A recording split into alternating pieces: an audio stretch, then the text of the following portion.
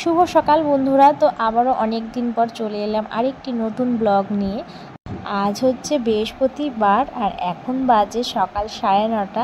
এই ভিডিওটা হচ্ছে বউ ভাতের পরের দিনের ভিডিও। তো কালকে অনেক রাত্রে দিদি বাড়িতে এসেছি। তো দিদি বাড়িতে কালকে রাত্রে ঘুমিয়েছিলাম। তো এখন ঘুম থেকে উঠে যে দিদি বাড়ির ছাদে এসে ফুল গাছগুলোকে দেখছি। এত সুন্দর সুন্দর জবা ফুল ফোটে না, দেখতে কি ভালো লাগে। তো তারপরে এই যে বাড়িতে চলে এসেছি। বাড়িতে এসে একটু খাওয়া দাওয়া করলাম, খাওয়া দাওয়া করে তো এখন এই যে যাচ্ছি হচ্ছে মাঠে ভুট্টা তুলতে। তো আমি আর বোন যাচ্ছি। তো আমার হাজব্যান্ডকেও ডাকছি যে আসো আসো। তো ও না একটু খুব ভয় পায় এগুলো চুরি টুরি করতে। আর জানি না কেন, কিনে খাওয়ার থেকে মনে হয় কি চুরি করে খাওয়ার জিনিসটা বেশি স্বাদ লাগে। তো বেশি নিইনি, 3টা কি 4টা মনে হয় তুলেছি, কিন্তু প্রচণ্ড ভয় লাগছিল যদি কেউ দেখে নেয় তাহলে তো বকা দিবে। তো তাও সাহস করে 3-4টা ভুট্টা ছিঁড়েছি। আর আজকের ওয়েদারটা এত সুন্দর ছিল না, একদম মেঘলা মেঘলা আকাশ ছিল। তো অতটা গরম ছিল না, কারণ কালকে রাত্রে প্রচণ্ড বৃষ্টি হয়েছে। তো মাঠে বসে বসে আমি আর বোন কয়েকটা রিলস করলাম। তারপরে এই যে মেয়ে বলছে যে মা আমিও রিলস করব, আমাকে একটু ভিডিও করে দাও। তো এই যে ওকে একটু ভিডিও করে দিচ্ছিলাম। তারপরে বাড়িতে এসে এই যে গিফট দেখতে বসে পড়েছি। তো নতুন বইয়ের যে গিফটগুলো পেয়েছে তো ওগুলোই আমরা সবাই মিলে দেখছিলাম। আর আমার তো গিফট আনবক্সিং করতে খুব ভালো লাগে। তো অনেকগুলো শাড়ি পেয়েছে, ভালো ভালো শাড়ি পেয়েছে। তারপরে বিছনা চাদর পেয়েছে, তারপরে কিছু সোনার জিনিসও পেয়েছে, তারপরে মিক্সার, টেবিল ফ্যান, আরও অনেক কিছু পেয়েছে। তো ওই গিফটগুলো তোমাদেরকে আর দেখাতে পারলাম না। আর এখানে শুধু শাড়ি আর বেড কভারই ছিল।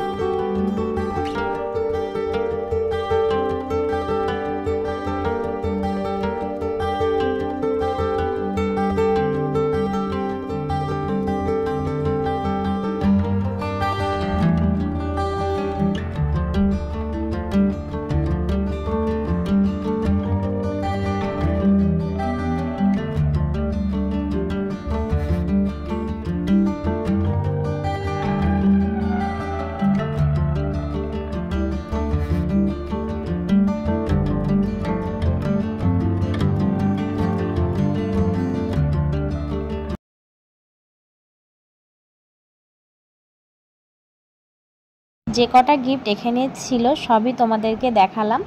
তো কেমন হয়েছে তোমরা কিন্তু অবশ্যই কমেন্ট করে জানাবে।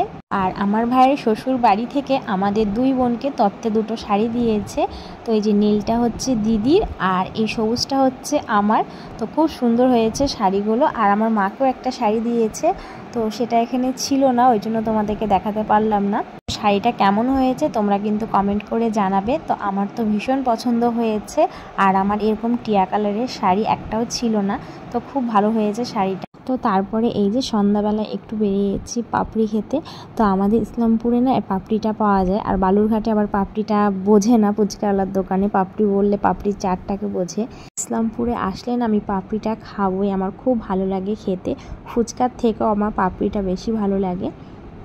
তো এখান থেকে পাপড়ি খেয়ে তারপরে বাড়ি সবার জন্য কিছু খাবার নিয়ে বাড়ি চলে যাব। আর ছেলেকেও বাড়িতে রেখে এসেছি। তো চলো বন্ধুরা, আজকে ভিডিওটা এখানেই শেষ করছি। সবাই ভালো থেকো। আর আমার ভিডিও কেমন লাগছে সবাই কিন্তু অবশ্যই কমেন্ট করে জানাবে। আর যারা আমার চ্যানেলটিকে এখনও সাবস্ক্রাইব করোনি তারা সাবস্ক্রাইব করে দিও। তো আজকের মতন টাটা। হ্যালো বন্ধুরা, গুড মর্নিং। তো এটা হচ্ছে শনিবারের ব্লগ।